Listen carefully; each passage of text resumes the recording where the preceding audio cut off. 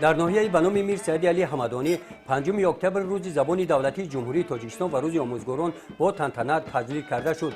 در جماعت تنتنه‌ای بخشیده به این صحنه جانشین رئیس ناحیه ساکنان ناحیه را بخشیده به روز زبان دولتی جمهوری تاجیکستان و روز آموزگاران تبریک نموده قید نمودند که زبان تاجیکی زبان دولتی تاجیکستان است و مقام و منزلت عالی را صاحب است. این نکته در ماده دوم کنستیتوسیون جمهوری تاجیکستان نیز مشخصاً ثبت گردیده است. زبان دولتی تاجیکستان زبان تاجیکی است. احترام به زبان دولتی در مملکت خیلی قوی است.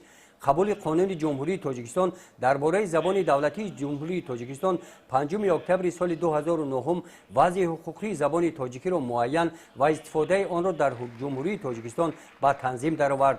در مذاکره دیگر برآمد کنندگان قید گردید که به نفوذ و مرتبه و صاحبیت مقام دولتی گرفتن زبان تاجیکی در دوران صاحب استقلالی کشور شرایط و امکانیت‌های وسیع و مساعد فراهم آمد.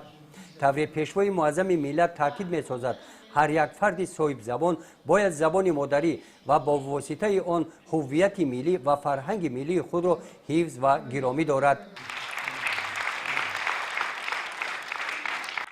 سپس در قسمت دیگری چهاربینی با اشتراک نماینده کمیته کار با زنان و عائله نزد حکومت جمهوری تاجیکستان از نام مقامات اجرایی حاکمیت دولتی ناحیه بخشیده به روز زبان دولتی جمهوری تاجیکستان و روز آموزگاران با یک چند نفر معلمان و نفران کسب و کار گوناگون که در سمت رشد ساحه اجتماعی در مقیاس ناحیه ولایت و جمهوری سهم ارزنده گذاشتند با سپاسنامه و مکافات‌های پولی قدر کرده شدند. جهان تا هست دارم اعتماد زبان ما همیشه پایدار است. در قسمت فرهنگی چهاربینی ایدانه کارمندان فیلارمونیای مردمی به نام آدینا هاشیموف برنامه مخصوص تیار نموده را بخشیده به روز زبان دولتی جمهوری تاجیکستان و روز آموزگاران پیشکش اشتراکچیان گردانیدند.